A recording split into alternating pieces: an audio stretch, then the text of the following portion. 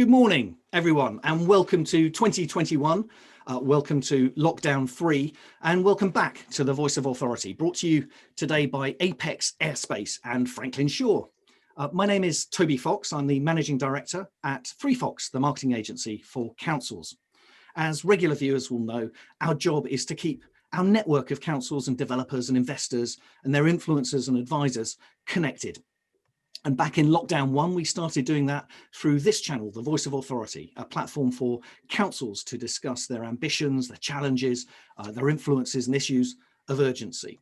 And as we plunge into Lockdown 3, we're more determined than ever to keep the conversation going and keep our network communicating. We've got some great opportunities to do that over the next week. On Wednesday, the 13th, we're holding the second Knowledge Exchange with Skyroom and the Key Worker Fund, looking at housing and the value of location, livability and longevity. And on the 14th, we're with the developer U&I, revealing the findings of their research, which asks, are we on the cusp of a new era in data-led planning?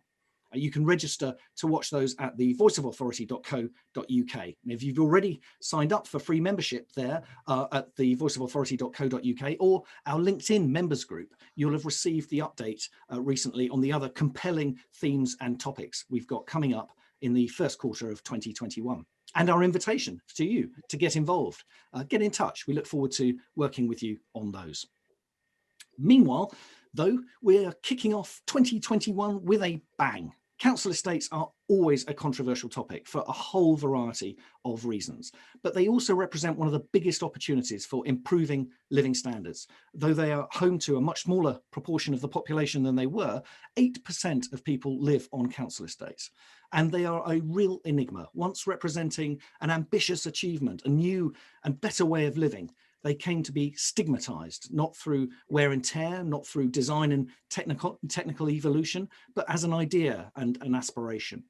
As a result of that, estates were and are targeted for redevelopment, often meaning demolition and replacement. But what really changed? Is this just a matter of perception? At the end of 2018, the then Prime Minister, Theresa May, said that the stigma about council houses was wrong. She regretted that council tenants could, I quote, feel marginalised and overlooked and are ashamed to share the fact that their home belongs to a housing association or local authority. So can we turn this around? Can council estates be perceived as aspirational? Are enhancements and improvements required? Where are council estates thriving now? And where are they great? And where they're great, how can they be made even better? So the Voice of Authority strives to be a positive voice, and with that aim, we welcome your thoughts, viewers, via the chat and your questions via the Q&A functions on your screens. We've also got a few questions for you, which will pop up on your screens during the next hour. To stimulate you, well, I can't believe how lucky we are that so many great people have given up their time this morning to join our panel and share their insights and experiences. It's a real gift. We're going to focus the conversation on successful interventions, and we're going to hear about them from Councillor Sharon Thompson in Birmingham, the largest UK local authority, which built 417 high-rise blocks and 60,897 municipal dwellings in just 20 years up to 1973. And also from across London, from Councillor Danny Beals in Camden, home of an estate described as the most expensive council housing ever, and some of the highest quality council accommodation too. And from Councillor Leo Pollack in Southwark, home to one of the UK's biggest house building programmes, if not the biggest. And from Councillor Darren Rodwell, leader of Barking and Dagenham, home of the largest council estate by population, the Beacon Tree. We're also looking forward to the insights of Claire Benny from her experience as consultant at Municipal, and from Philippa Pronge and her experience at the developer Apex Airspace, currently working on estates in London. First of all, to set the scene, it's a real pleasure to welcome to the Voice of Authority the author of the excellent book, Municipal Dreams, John Boughton. Now, John, it's grossly unfair to ask you to summarise your insights in just 7 minutes, but viewers can always buy your book. And in the meantime, in your long view, can you give us an idea of what you feel makes council estates great? Thanks very much for the invitation to speak. I'm pleased to be here, and I'm certainly pleased to speak up for council housing. I suppose in a way, my first reaction is rather unhelpful, which is, why ask me? despite that encomium, I think the only view that really matters is the view of tenants, the lived experience of those people that live on estates. And given that, my view is that good council housing, decent good council estates come in all shapes and forms, provided they're well built, well equipped and safe. And given that council housing was generally, not always, but generally better built, almost invariably came with higher space standards, council housing is in itself superior to most speculative housing for lower income groups. And I reject the kind of architectural determinism which kind of anathematizes certain forms and shapes of social housing. My experience is, looking at the big picture and the long history, that council housing in all shapes and forms has been very attractive to the residents, undeniably a step up, aspirational housing as you described it. And just 3 quick examples here, fairly randomly chosen, but these tenants of all 3 estates here, quite varied and sometimes not necessarily well regarded estates more widely. These estates seen as Buckingham Palace, like moving into Buckingham Palace. And you can see the quotes hopefully, and I've seen quotes of that type duplicated many times. So I've seen estates of all kinds work, and I've seen estates of all kinds which have been said to fail. Sometimes actually the same estates at different times. Context is, in my view, nearly all.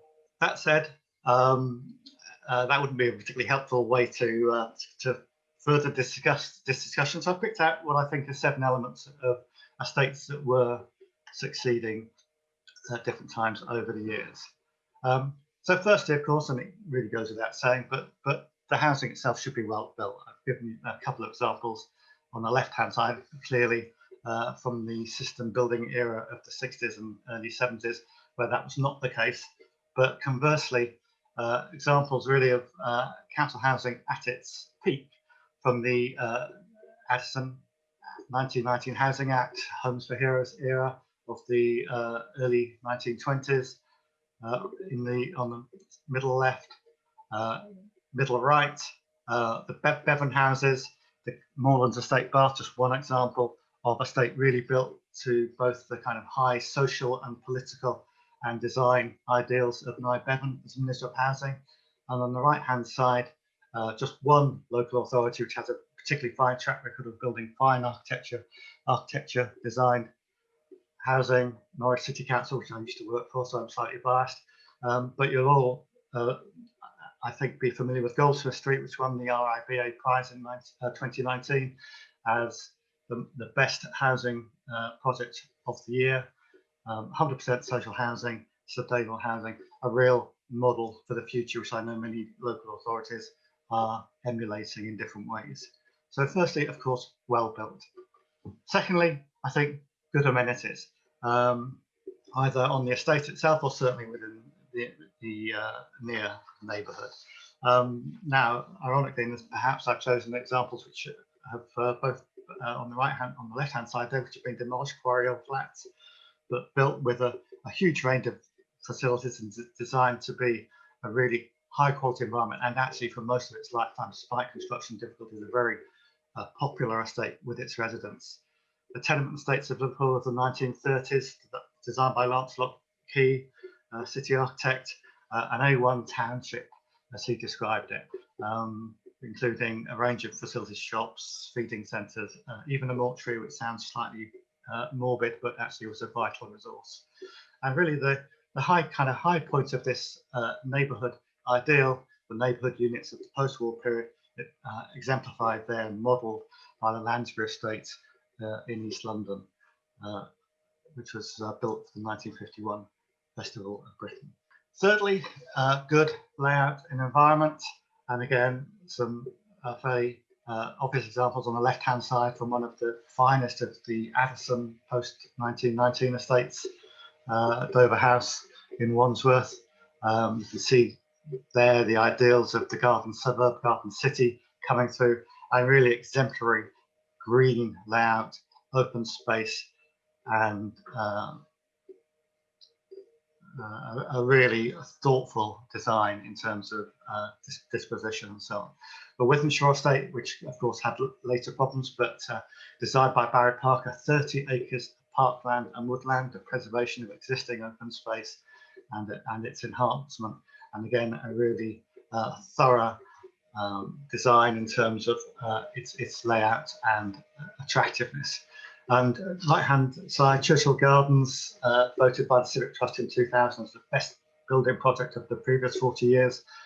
Those gardens and open space you can see there, designed by a head gardener at Kew. Fine housing, but equally real attention paid to the overall environment and its attractiveness. Good layout and environment. Number 4, I think. Connectedness. The images here aren't particularly relevant, but they do at least illustrate the kind of early ideal. Both these very early pre-First World War estates were designed to tie in with tramways, municipal tramways in the day. But obviously, it's vital that estates are not isolated, and that was a problem with some of the more peripheral estates built in the interwar and post-war period.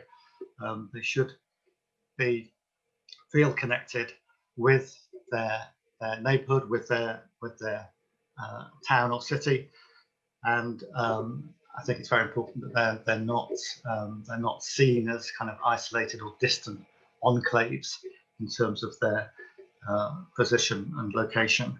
Next, number 5, I've got mixed communities, and this is a slightly more kind of nuanced and difficult conversation. The illustrations I've chosen are actually mixed development estates from the early post-war period. Sumford Grove being the kind of example of that by Frederick Gibbler in 1953 for Hackney. Another good example from Walsall on the right-hand side. And mixed development is certainly, of course, an ideal of the post-war Labour government, which envisaged housing for the first time, really, council housing, catering for a range of age groups and social needs. So not just typically family housing for married couples and children, but housing for the elderly, housing for single people and couples. So mixed development, I think, is not a controversial idea. Mixed communities brings us into a slightly different terrain. Nye Bevan, of course, famously talked about the living tapestry of a mixed community, and council estates are, and certainly were, always mixed communities in that sense, a range of people and status. They are, of course, even more so nowadays, and this is sometimes forgotten, but given the realities of right to buy, owner occupation, private rental, etc., council estates are overwhelmingly mixed communities. In the current context, mixed communities tends to mean something different, something more. Perhaps it tends to mean a range of tenures, and I suppose given the reality of public-private partnerships, cross-subsidy, etc., that's in the current context a phenomenon I'm prepared to accept, as it were. And certainly it's a good thing that council housing isn't, as it did become, I think, in the 70s and 80s to some degree, residualised. It doesn't become, excuse the phrase, a ghetto of low-income people. So I welcome mixed communities, both, I hope, council tenants of a range of incomes and perhaps those other social groups too. Well maintained, that's obvious to any of the councillors here, but I think we did take our eye off the ball for good and bad reasons in the 70s and 80s. I think it's been with decent home standards, etc. There's been a lot of really valuable investment both in structure and environment of council estates. And my experience from across the country is that most council estates now are overwhelmingly decent, well maintained, and very civilised places to live. So I think good maintenance and continued investment, obviously, is an essential. And to conclude, because I'm running short of time, and this is really just a quick greatest hits to finish the talk. High quality architecture, architect design where possible, but certainly with real care and attention paid to design and appearance. And just some examples, I don't have time to run through them in detail, but hopefully the pictures are sufficient. Early examples there from the pre-First World War and interwar period. some examples of some of the finest estates of the post-Second World War period. Further examples of real good quality architecture design, really attractive estates, I think, from the 60s and 70s, and a reminder to us all, and to conclude, that council housing can be indeed a thing of beauty.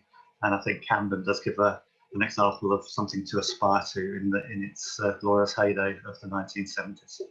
Thank you. I'll finish there. Thank you very much indeed, John. That was a terrific scene setter for us, and a real wide variety of examples of great estates there.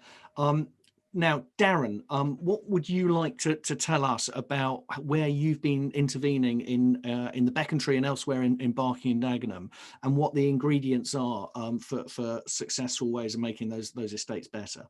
Thank you very much, Toby. I'm going to have to be a bit controversial. You wouldn't expect me to be anything else, Toby. John, tell me what isn't a mixed estate? Because everyone has aspiration according to their location and the way they were brought up. Actually, I think council housing is good even today. I can talk about 526 units that have just gone through planning that we're going to build that are going to be carbon neutral. And actually, we're building the estates that will actually make a difference to thousands of people moving forward. There was no modern, and other than what happened in Norwich, which obviously we respect, but that was a very small, I wouldn't really call that a estate, I call that a little neighbourhood. So let's start talking about what we really mean. We're talking about housing for the masses that have a load of aspiration that want to see change in their community. And that's what we should be building for.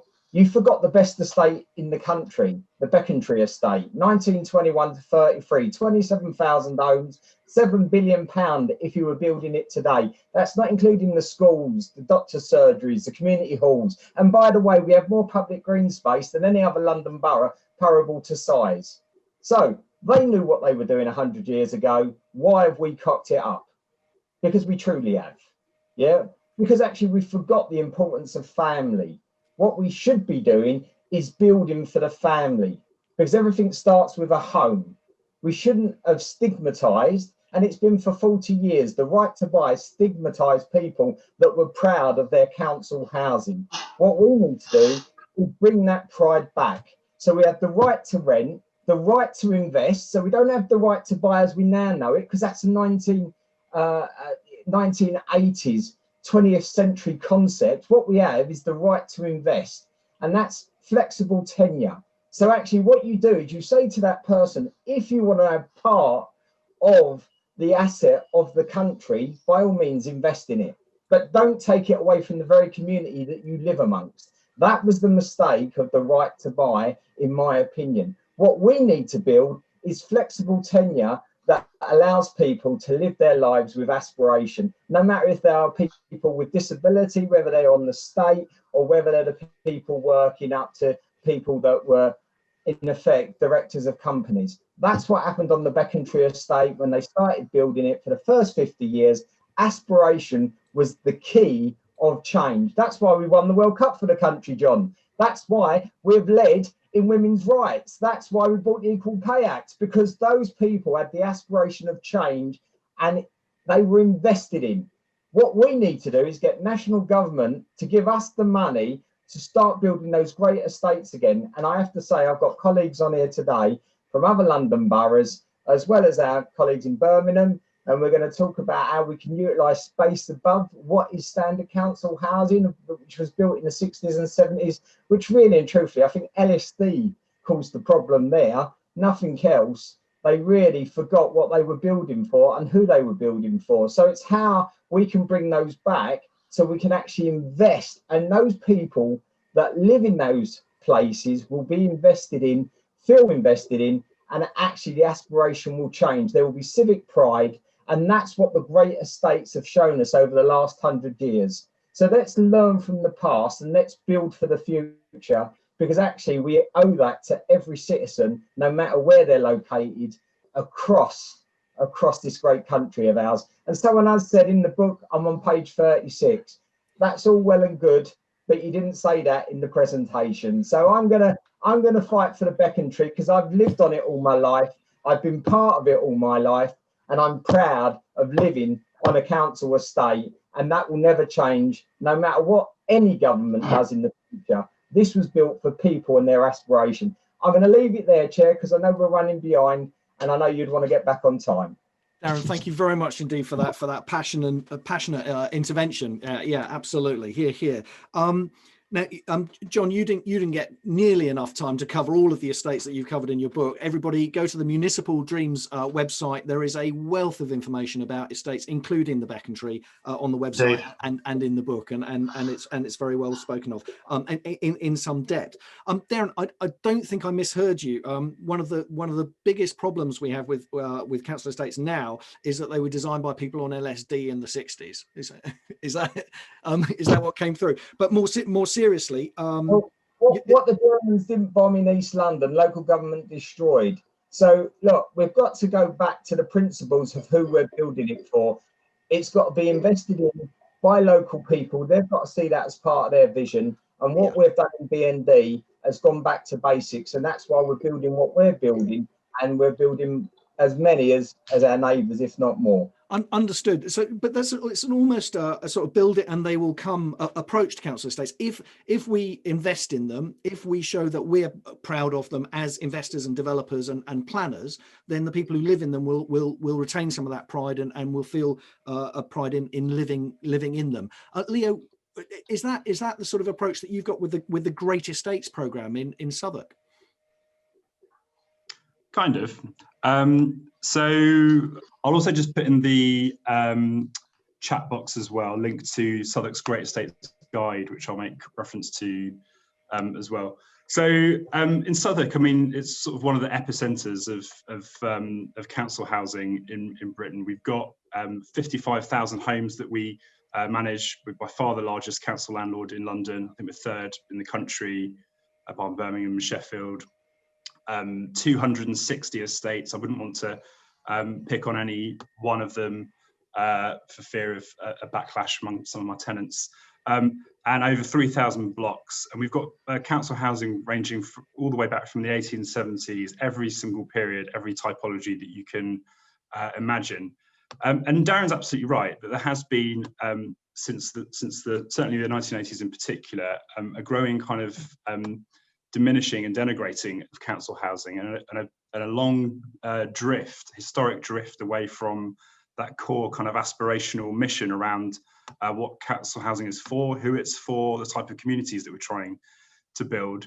So 2.5 years ago, when I became a cabinet member in Southwark, we just wanted to turn the logic of where the conversation around council housing has got to round completely. And we created what we called the Great Estates Programme, which was all about, firstly, just communicating very clearly to Southwark residents, where we had the kind of context of the Haygate estate, regeneration and displacement of a lot of people there, that we had a really clear policy framework about the future of our estates, which was to expand and enrich our council estates, affirm them for the long term, make sure that we're really clear about any redevelopment proposals. So every future redevelopment proposal has to have a net increase in council homes to meet housing need. Otherwise, what's the point? A right to remain for all residents who are affected to keep communities together. Otherwise, what's the point? Deep involvement and intensive involvement of residents in shaping the design of those redevelopments, and obviously a positive ballot at the other end of it. And I feel that we're following through the logic of that now really clearly. We've got a couple of those ballots coming along in the next few months. But the key bit really of creating the Great Estates Programme was to almost challenge, Great Estates is often a phrase that's associated with the central and West London aristocratic estates of Portland, of the Duke of Westminster.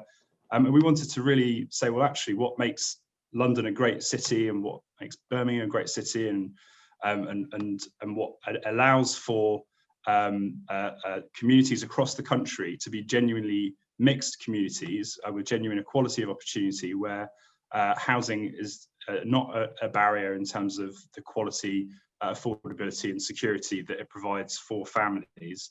To say that council estates have enabled that. They are the interventions that have been made in the city I've grown up in here in London is absolutely of council estates in all boroughs have enabled the city to be what it is, where you have mutual visibility, mutual respect, mutual commitment across boundaries of income, class, race, etc. And that we need to be valuing them. That is what makes London a great city. But more than that, we wanted to signal very clearly that in trying to expand and enrich our estates, expand by building new council homes, rooftop infill, extensions of estates, enrich by working with residents to develop estate improvement plans that improve the look and feel, the lived experience of estate living, that we wanted to actually, within 1 or 2 full major work cycles, so it's a generational effort, transform our estates into the most prized spaces in the city.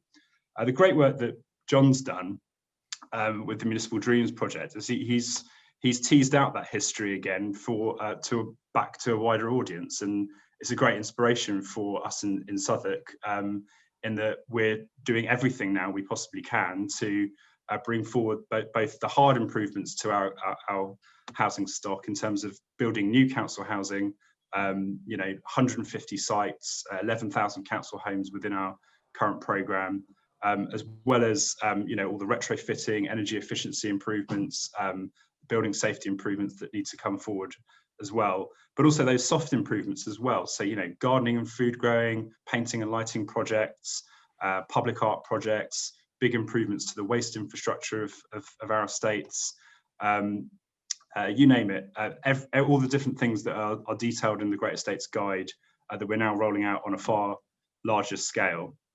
And it's been really, and also when we do new homes projects as well, when we have a moment of big investment on a particular estate, we always frame it as an estate improvement plan. So it's not just people who are lucky enough to get a brand new home that we're benefiting, but we're having a wider conversation about the whole estate, so we can get an uplift in everyone's living environment. And generally, that's been something that residents respond to really positively. It resonates. We've also been promoting the history of our council estates as well through an exhibition that we put together that had about 15 places it was going to tour around until the pandemic got in the way and said, no, you can't do that. So we'll probably stick all the exhibition boards online. But all of this is about raising consciousness of the value, the aspiration of council housing, and also raising people's standards and expectations around what they should expect in council homes and council estates in the years ahead. I would just say as well that that out of the Great Estates programme, there have been so many little sub-programmes that have kind of been seeded out of this. Public art programmes, what we call the Allotment Expansion Guarantee, which is essentially a new right to a growing plot on a council estate, so long as residents don't object. There's an ease of water source and there isn't an alternative use for the plot of land. We currently now have 200 growing plots being rolled out across 12 estates in the first phase, with capacity and funds reserved to really significantly expand that. Really strong partnerships with local food co-ops. We've recruited in community gardening coordinators that enable new gardening groups to manage those new allotments. We've got a waste infrastructure standard that's all about making sure that bins are always well located, clearly demarcated, and always in good condition. It can always be such a kind of key element of either making or breaking the feel of the communal environment. We've got a new guide about how to touch a council estate. Claire Benny's helped us out a little bit with that. This is all about any way leave operators or engineers who make any kind of intervention on the external fabric of an estate. They have to respect the form and appearance of that estate. You'll see all across the country, accumulations of redundant infrastructure just hanging off, wires and lightning conductor strips and just things that make an estate look unloved and uncared for. And what the Great Estates programme is about essentially is just promoting that ethic of care throughout everything that we do, how we touch our estates, how we invest in our estates, how we talk about them, think about them, make decisions about their future with residents. I just can't emphasise enough that this is a wide-ranging agenda. Obviously, Toby, we've been talking about doing a series of different aspects of the Great Estates programme through Voice of Authority. But it's just really essential that we celebrate our estates, we affirm them for the long term, and crucially, that we constantly make the case for the community benefits, for the equality of opportunity that their existence embeds in our different parts of the country, and always just make the case that it is a fundamental infrastructure for this country. It needs to be invested in properly, and the more we can get that message across, the better. Thank you, Leo. That's terrific. So we've got some great background from John on what made council estates in the first place, what made them successful. We've got Darren and then Leo talking about how with investment and civic pride invested in council estates, people will change their perceptions again and come to aspire to live on council estates. And also we're getting now into the granularity of it, into the detail of specific ways of intervening that can make them even better. Danny, I asked you to take part today, partly to hear about what you've been doing in the Regent's Park estate in particular, but if you'd like to pick up on any of the other themes as well, we'd welcome your insights into what makes estates great. Great, thanks very much. It's great to be here this morning and to hear from such great speakers. It's always the unenviable task going forth. At least I'm not fifth like Sharon, sorry about that. But yeah, I agree with everything that's been said before, and the people have said it incredibly eloquently.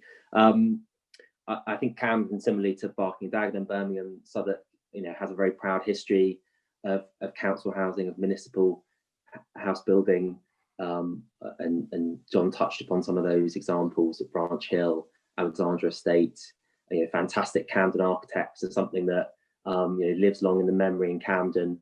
And we don't have our own architects department. I often get asked that question. We don't have our own architects department anymore, but we're incredibly proud to be building the first Camden council housing in a generation, and often on many of those estates that are renowned. Fantastic infill projects at the Bourne estate, Maiden Lane estate as well, which is a fantastic estate, 250 new homes. And I think the legacy of the vital importance of, and the Frank Dobson era of the council of buying back properties, increasing a public housing stock, recognising the value that has the place to anchor communities and families that Darren talked about, those aspirational families that form our tenants in our estates. And we're also very conscious that the people that live within our estates have huge dreams, ambitions, often frustrations with the council, with government, with businesses and their neighbours, and we've seen that expressed in many points in our history, through the rent strikes, through the rebellion against an arms length management organisation, then really wanting to keep their council housing council managed, and that lives long in our memory.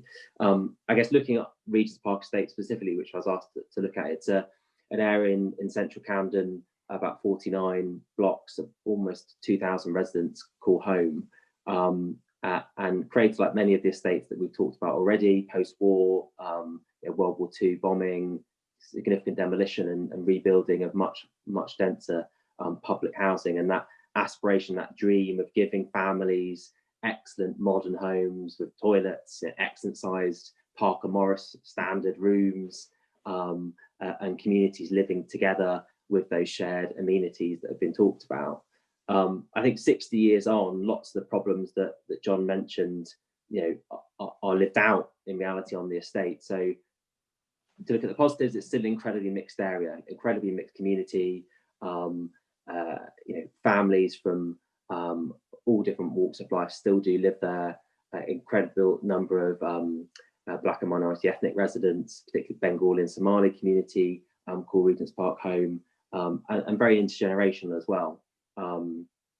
I think more challenging, the size of the accommodation, and one of the features, the security of council housing, but the limited stock to switch and to move on to, has in reality meant significant amounts of overcrowding in our stock.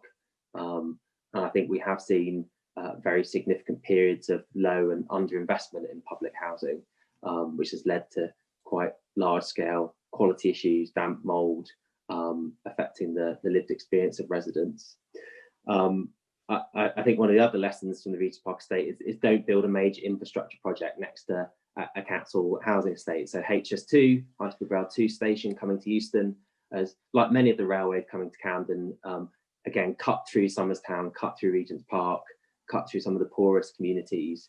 And this railway project is no different. So 3 of the blocks in the estate have had to been demolished, and we've had to support those residents to move.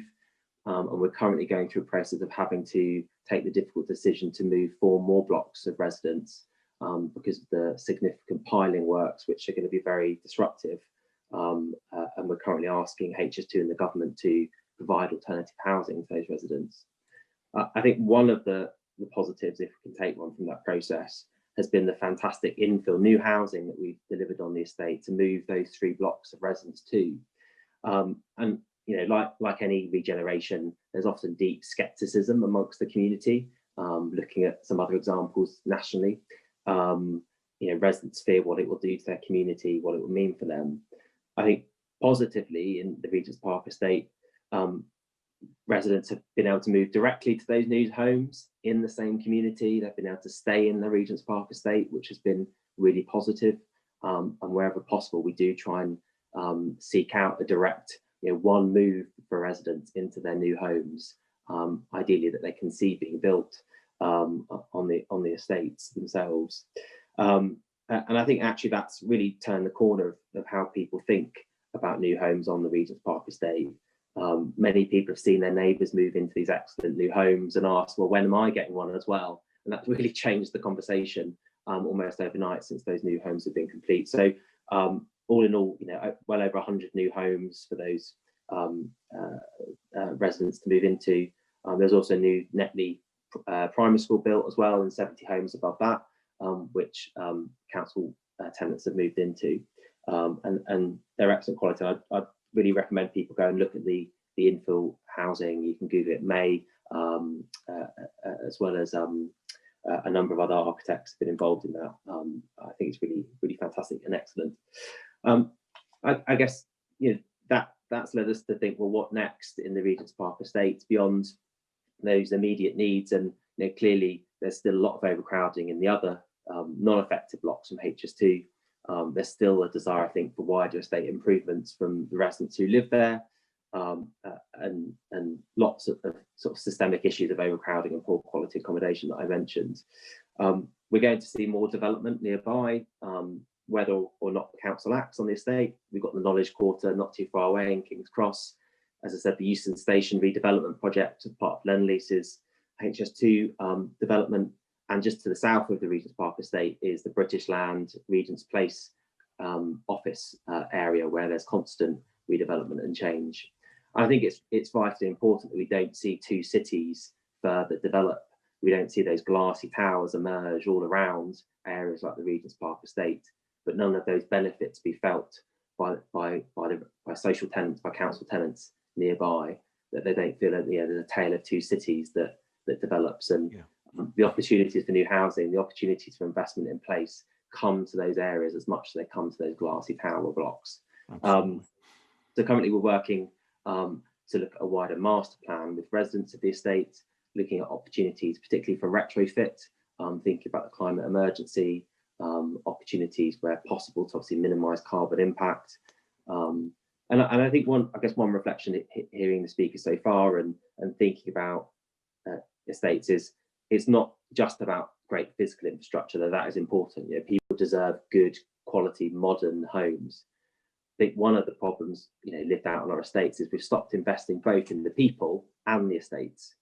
And you know, lots of the social issues we see in many of our estates, including the Regent's Park estate, have been through, you know, the inequalities we've seen widen in society. And these happen to be the people often at the sharp edge of that. So the issues of fuel poverty, now food poverty that we talk about a lot, wage inequality, high unemployment, particularly amongst, you know, disproportionately affecting certain groups like the BAME community. these are lived out in the Regent's Park estate, like they are in many of the estates we've talked about. And as well as master planning and physical regeneration, it's also important that we support the social and the human side as well. Just building a new home will not change everything. So yes, we're building 1,100 new council homes, but I think also on the Regent's Park estate, we've been clear that we need to deal with those physical issues. So residents have told us that antisocial behaviour is a lived experience that they're worried about. Knife crime is something that they really are worried about and is lived out. So we're funding a homelessness outreach service for Regent's Park estate. As Leo has mentioned, trying to deal with food poverty, greater community food growing there's new allotments on the Regent's Park estate to support that. We've just, in terms of unemployment and low income issues, funding a new Regent's Park estate job hub, so a physical neighbourhood job hub to work with residents to support skill development and access to good quality work. And our construction skills centre will be moving to the Regent's Park area to hopefully get those opportunities on things like the HS2 development for young people on the estate to move into construction. Danny, we could spend an hour talking about nothing but the Regent's Park estate, I'm sure, because there's some absolutely terrific work going on there, and thanks very much for that. And in fact, speaking to Leo before the session today, I know we could spend an hour talking about nothing but lighting on estates and the effects that can have on enhancing living conditions. But we're here to start a conversation. If you want to continue it, viewers, let us know, and we will happily do that either via LinkedIn and remotely, or through further sessions on some of the themes and threads that are coming out today. But I just want to move the conversation on because we've heard a lot of consistent themes about particularly around investment. We need to invest in estates in order to make people feel that they're worthwhile. Sharon, I'm going to presume that that's the same in Birmingham as it is in London. There's no difference outside London. Are there any of these themes in particular that you'd like to pick up on, and any particular interventions that you've made in Birmingham that you'd like to draw viewers' attention to? Yes, I think it's been interesting. I mean, we've got 62,000 homes, council homes. 213 of those are tower blocks with the largest council house builder in the country, but it's not enough. I think every council across the country will tell you that our waiting lists tell you there is a demand, there is a desire to have more council buildings. What's happened is over a decade of austerity, there's been a level of snobbery about council properties, and that's what the issue has actually been. So we've got to really start to go back through the psyche of council house building. And it's quite interesting. When I was listening to everyone, I was thinking, I don't actually use the term council estates myself very often. I can count on one hand how many times I actually use this phrase, because local people tell me they don't want me to use that phrase. They say, don't call it a unit, don't call it a property, it's my home. So the key thing is about speaking to people. We have experts by experience, and like Darren, I grew up on a council estate. I've been a council tenant, I've been a housing association tenant, and I've been a private sector tenant. So I know what good landlord looks like, and that's the bit I'm interested in, being a good landlord and setting the standards of good landlords across the city.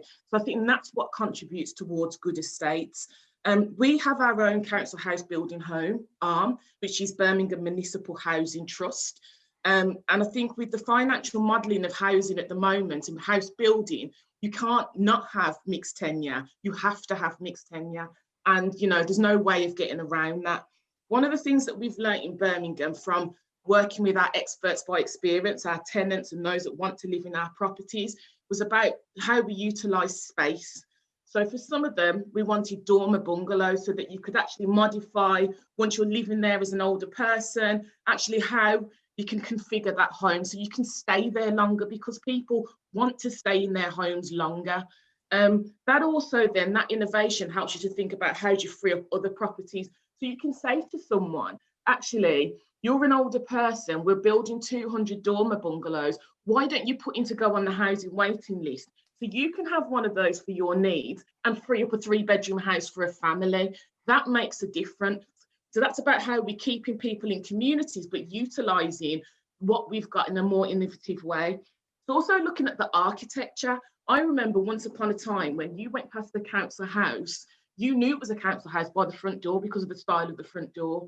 We've moved away from that. We've got different forms of architecture that actually fit in with different communities. So where we've got a community where the houses around in the wider community look like Victorian houses, we will build styles of houses that look Victorian. So it doesn't stick out and say, you live in a council house. We don't want that. We want people to actually just love living in Birmingham. That's what we're interested in. And I think that's what it's like across the country. I think the other thing is that also making sure when we talk about investing in homes, it's also about who we use. So we've got a procurement list of local SME businesses, so people see familiar faces on the estates when they're actually building homes and things like that. And it's also running away from looking at housing by itself. Housing is a part of a wider picture of neighbourhoods. You cannot look at it in isolation, and that's when we fail people. So when we're looking at building houses is now, we're thinking a bit from a localism point of view. We're talking about the roads that come into the estate. We're talking about the architecture, where's the local green space, how far is it from the schools, all of the good things that we're supposed to be looking about that makes places good to live in, the things that we will look at if we was going to buy a house. So I think that's really important, that we don't look at things in isolation. And the other thing is running away from these things that councils can do everything and are best at everything. We're not always the best. Sometimes we're best at giving direction. And as councillors and cabinet members and council leaders, our remit is not just to lead the council, it's to lead the borough and lead the city in that direction. So we're really big on collaboration in Birmingham when it comes to housing. So at the moment, we're looking at two pilots in Birmingham with Housing 21, and that's for older people. So we're getting older people to work with Housing 21. We've got the plot of land, and it's about the people and the housing association designing what that is supposed to look like so that they will want to live in there. And not just that, the wider community will want to look after them while they're there. It's not just seen as a new shiny estate and the rest is run down. No, it's about actually bringing people together so that the wider community is their resource. And I think the final thing is really, having lived through council housing and all the rest of it, the reality of it is it's not, the problem's often been is that people don't want to feel abandoned by their landlord. That's where the problem really sticks in. So it's about how we can become better landlords, work with people so that they want to live in council housing. I would want someone to live in council housing above any other tenure in the city. My problem is I don't have enough of them to give to them. So it's really about how we look at the design. It's really about actually putting people at the centre. And as Darren said earlier, really looking at families and what we actually need locally and bringing local people along. We have to also need to be honest as councils and say, we haven't always got it right. And that's what I'm not afraid to do in Birmingham. So when I have people bombarding me over a new development because we haven't consulted and that's how they feel, then I need to listen. And actually we pull together a board with local community, with the designers and also the staff of the council, and they work together from the beginning of the actual redevelopment right the way through to the end, about local lettings plans. It's about where the schools are, everything that they feel that they're being informed, that they have a say, but also being very clear on them that this isn't a dictatorship. Sometimes we're going to say no because we cannot do that, but we will explain to you why we cannot do that, but we'll walk through the options of what will make it better. The best neighbourhoods and the best estates are the ones where the people don't feel they need us anymore once they've got their keys, because they're fine, they'll sort themselves out. The problem ones are the ones where they have to keep continuously coming back to us because they feel that we've neglected to put something into place in the first place. And that's where the honest conversation really needs to come in. And that's what I think helps to build proper neighbourhoods that people actually want to live in. That's what I'm interested in, neighbourhoods that people want to live in, not ones that we're putting them in because we've got a housing crisis. And I think that's all I'm going to add. Thank you. Places where people want to live, Sharon. Thank you very, very much indeed. In a sense that then what you're saying is we've heard before about how we need to be investing in the places, but we also need to invest in the people that live there. And I think that and your comments about working with experts and collaborating segue us very nicely into a conversation with Claire at Municipal. Claire, there's an argument that a lot of what we've heard today is a top-down story. It's about local authorities deciding what happens in places. And although Sharon's taken us away from that theme slightly at the end there, you've done a lot of work with residents on estates. What's your experience telling you about the ingredients for successful interventions? Thanks so much, Toby. And I'm very much going to build on Sharon's theme. That was really inspiring, Sharon. Thanks. So I live on an estate. I'm not going to pretend it's a council estate, but it's an estate, and there's a reason I talk about that. So from my window, I can often see van drivers driving onto the estate, and sometimes they park right on the grass on our shared garden. And I challenged a driver once, and I said, "Hey, you're parking on my garden." And he said, "That's not your garden." And I said, "It is actually. I just happen to share it with 500 other people. You wouldn't like it if I parked on your front garden, would you?" And he said, "Yeah, well, it's not the same, is it? You can't tell me where to park," and it got quite sweary, if I'm really honest with you. But this is just one of many small acts, ranging from sort of unthinking to aggressive. And I'm thinking about Leo's cabling all over some lovely mansion blocks, which leaves estate dwellers often feeling really like people just don't understand or respect estate life. We all know that making changes, large or small, to estates is the ultimate example of where technocrats meet emotionally and socially engaged residents. And frankly, the result is quite often a fireball. And I don't know why we're surprised by this, but I want to talk about the tension between technocrats and residents when it comes to estates, and conclude with how we can embrace and make that tension really productive. So technocrats and residents. Look, I'm a technocrat. I qualified as an architect. I went on to develop property at Peabody, often on estate land, and I get all the financials, the legals, the environmentals, the technical issues around building estates, about putting infill buildings there, almost harder, to be honest with you, about the complexity of refurbishing all kinds of buildings and why that sometimes is the right answer, but not always. And I suspect most of the people on this webinar are also technocrats, frankly, or institutional leaders. Fine, I get that. And you're rewarded for your knowledge, your ability to take decisions and then implement them. And you're rewarded really for taking action. And you rightly often observe that work to estates is high cost, technically complex, and hence high risk. And so of course you need technocrats, otherwise there'd be chaos. And anyway, residents are busy, uninterested, unskilled, and need technocrats to control and steer whilst engaging them in certain discrete issues. But hang on a minute, right? So I'm also someone that lives on an estate. I've been on its board, and I've made some really difficult decisions, and I've made some quite stupid decisions, to be honest with you. And I know that estates are a store of memories, social networks, and uniquely with their shared spaces, they see love and time spent on communal gardening, play, parties, basic stewardship. And people where I live move up through the flat sizes. They want to stay. We could build 10,000 more 3-beds and everybody'd stay, all the families.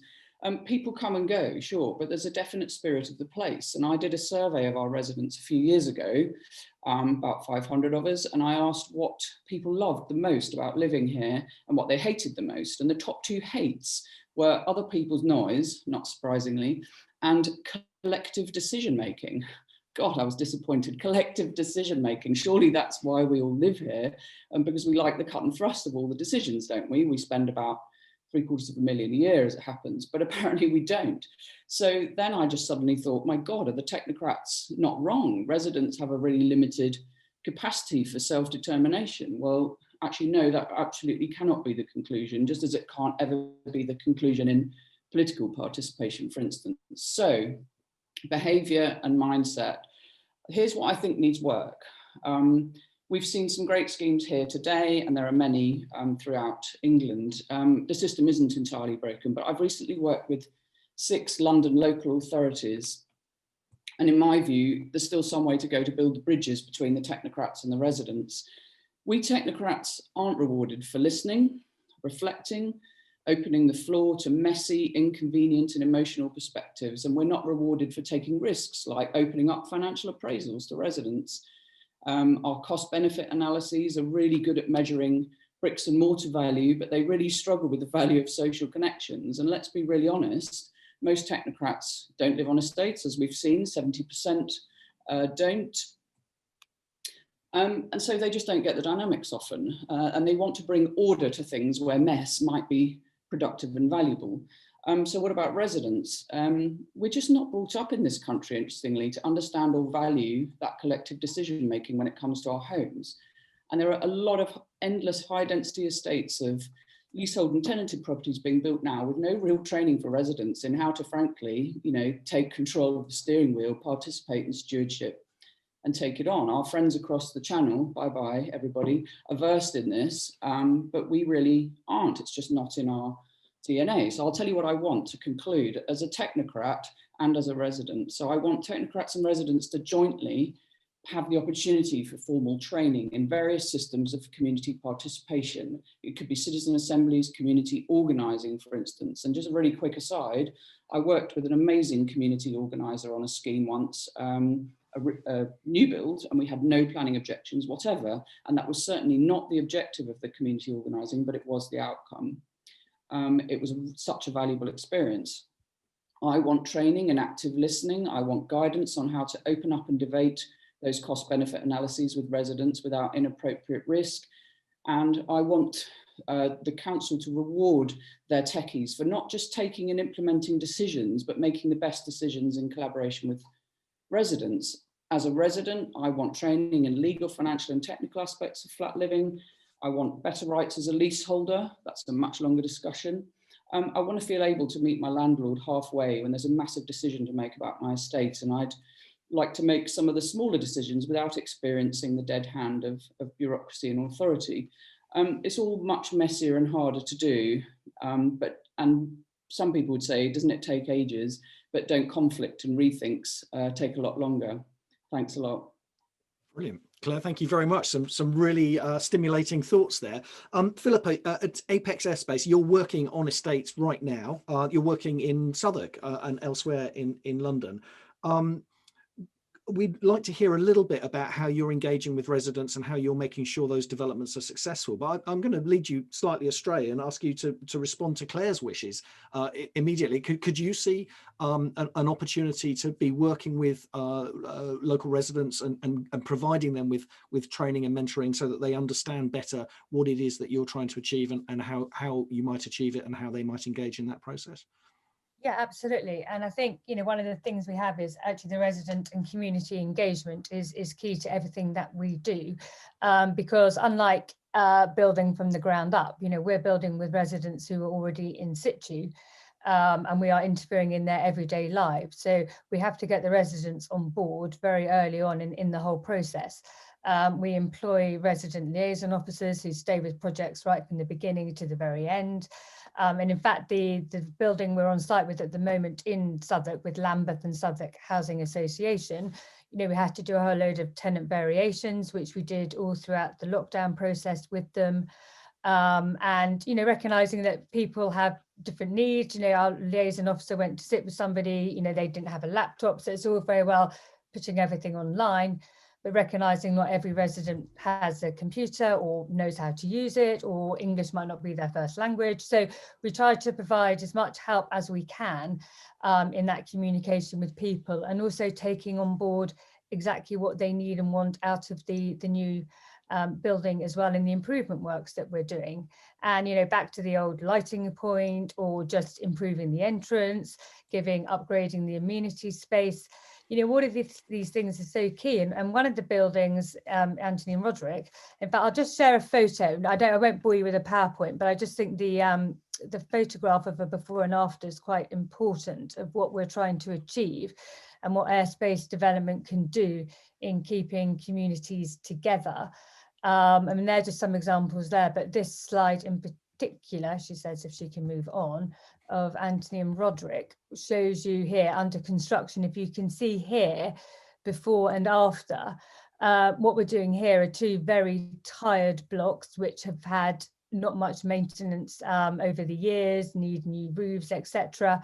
But also they didn't have any accessible units, no lifts, etc. So what we're doing is putting in a new core in the centre, which is then bringing a lift and enabled to give more accessible units. We are putting bookends in on either end, adding more units, improving the amenity space, the entrance, the core areas, replacing windows, etc.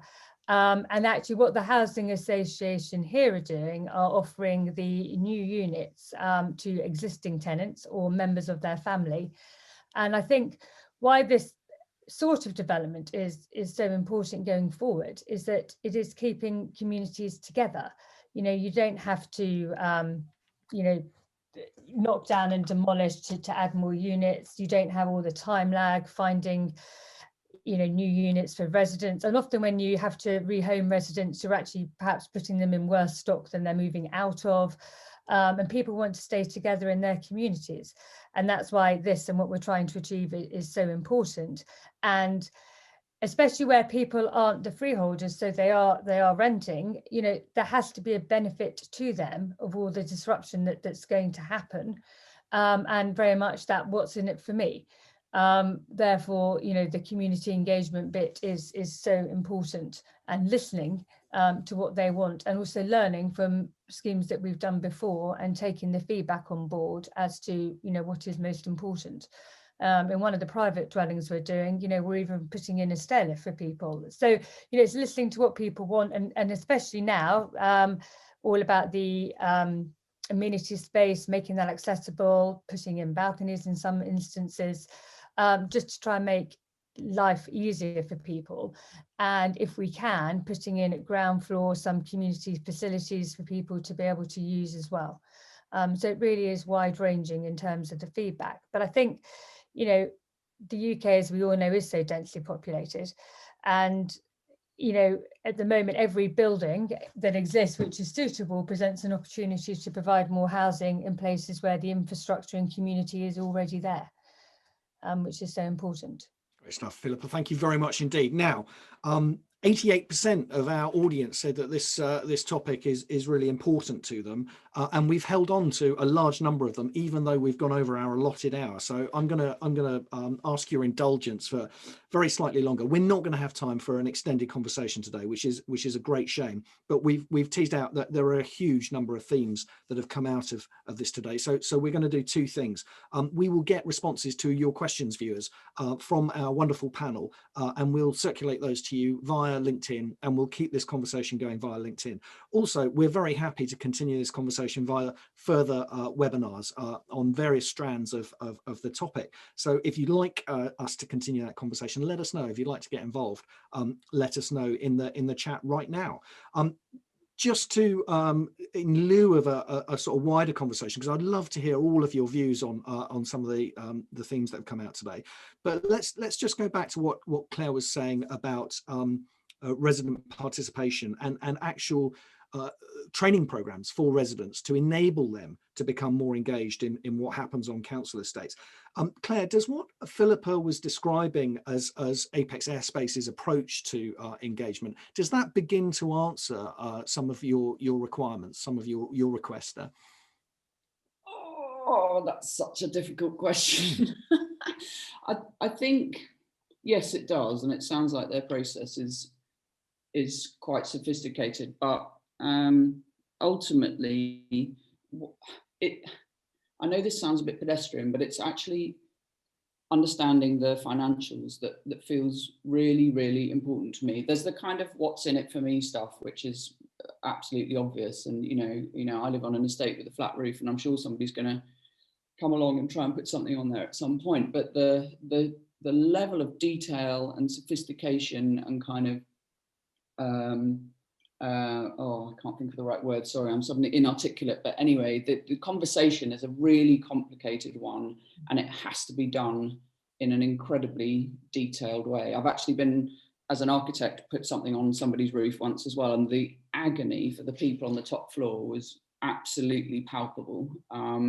So, you know, there's no easy way of sort of getting around that one, apart from sending everybody on a year's trip to the Caribbean or something. But what I sense is really lacking in so many estate-based conversations is total, utter honesty and transparency with residents about money. Okay, Leo, money. What is the art of the possible here in terms of engaging with residents, in terms of training and enabling residents to take part in estate regeneration? is the level of sophistication that Claire's calling for, is that possible? Yes, we've been trying to do exactly that for the large scale estate regenerations that we've been involved in. We set up resident steering groups, and we have exactly the kind of training programs that Claire's been talking about. That I've noticed someone from Be First has mentioned in the chat box as well here. It's absolutely essential that residents are not just bought into the idea of a development, but are key influencers in shaping the designs, because it's ultimately their environment, it's their homes that they're going to be inheriting at the end of it and experiencing for years afterwards. So yes, and I agree with Claire as well, just around being as transparent as you possibly can be around finances. We're currently in a situation where, in spite of having a favourable mayor in London who wants to build new council homes, the grant level is still around a quarter of the development cost of a new home. So the rest of that money has to come from somewhere, either cross-subsidised via the planning system or within a particular development programme through homes that are available for outright sale.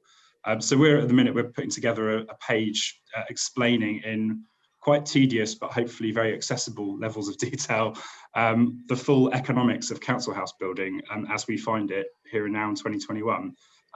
Partly just to make the case that that investment environment needs to improve, but crucially also to explain to residents where we are, why we're making the types of decisions we're making, and hopefully we can develop the solutions going forward together. Great stuff. Thanks, Leo. Sharon, does that sound like the sort of thing that would be accessible to residents, engaging to residents? Is that sort of level of engagement that you're looking for in Birmingham? Yeah, so I think the first starting point with us is we've got a presentation that gives you the basics of the finances behind council house building before you actually get onto individual schemes. Because I think if you understand the basics first, then you can move on to these schemes, which is also more complex than the basics. So we've got that presentation. And I think the other thing about the engagement side is about being honest. So whereas, there's always going to be a portion of your tenants who have a conspiracy theory against what the council is doing or don't trust the council. So it's about being clear about, we want to engage, but also asking the question, who is the best person to facilitate the engagement? So sometimes it's about getting somebody else to come in to facilitate those conversations with the council and the tenants, so that the tenants feel like we're both equally going on a journey together, although we hold more of the variables when it comes to the power and the influence and the decision making. So I think that's something that also needs to be taken into consideration when we're engaging with people about where they live in their homes. Thanks, Sharon. Eddie Hansen in the audience has pointed out that Camden has got over 100 tenant resident associations and a designated and well-engaged tenants participation team. Danny, are they doing the sorts of things that we've just been hearing about? Are they enabling residents to a great enough degree, or is it still a kind of top-down, we're telling you how things are going to be? I think Eddie might have a better sense of that than me, actually, but I think, as I said, Paul, we've had a historically well-engaged group of tenants and residents on our estates, which is fantastic. I mean, I would challenge slightly something what Claire said. I think most tenants probably don't want to get involved in the day-to-day nitty-gritty. If they don't want to know where, who's collecting the bins, how that's managed, how much you've got, they want the council to do it well and in a cost-effective way, that their service charges don't have to go up, but they don't want to have to worry about those things mostly, and don't have the time, quite frankly. I think where they want to get involved in the general principles of where things need to improve, they want to be listened to and heard. I think there's probably more we can do. I think one thing I would say that's been positive is the development of resident assemblies. So representative groups, demographically representative of residents on an estate coming together in a deliberative fashion, citizens assembly style model. I think unfortunately, if we leave it organically to structures, to representative bodies, I think what we found is it tends to be a more certain demographic of our community, and often younger voices, often ethnically diverse voices that aren't heard. And I think that's something that's been quite positive on our estates, and also to feed into regeneration on our estates as well. Great stuff. Thanks, Danny. Now, John, I'm probably about to be really unfair, so I'm warning you. But you talked about well-built, well-maintained, well laid out, connected estates, mixed communities and tenures, and a lack of residualisation and quality architecture, all being ingredients for successful estates. Is there a new chapter in the book forthcoming on engagement and how residents can actually co-design estates, even to Sharon's point about a project in Birmingham? Is more research and more thinking needed on that? And are there examples in the long history that you've got of estates of successful engagement in that way? Yeah, well, great question. I think the Biker estate in Newcastle is probably the best example of co-design, tenant participation, and it's a fantastic estate. Yeah, I definitely like to write the sequel. I think we are in a really exciting time, and I think this has been a really kind of stimulating conversation. What I'm struck with, and what I've tried to make some brief notes here, is I think historically what you see is huge investment and huge political will to build council housing, and that was done obviously at huge scale and done very well and very importantly for the most part in terms of raising living standards and so on, but done in a pretty top-down paternalistic way.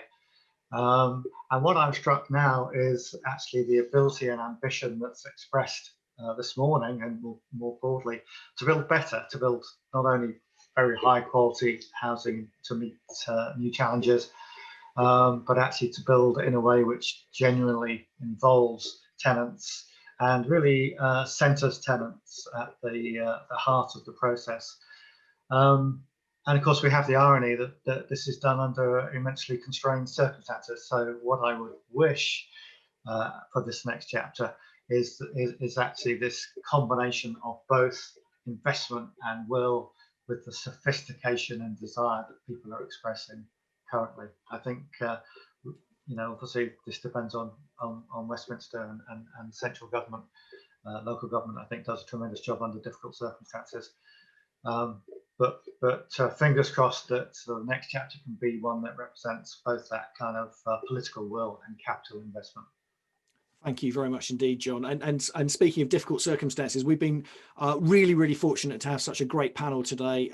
We've also been really fortunate that you've stuck with us, panel, despite eating into your valuable time. I know time's never been more precious to you than it is right now, and you're all having to cope now with a third lockdown. So thank you so much for sparing your time to join us today. We've got to let you get back to it, but I think sophistication and desire are good words to finish with. So let's finish on that note.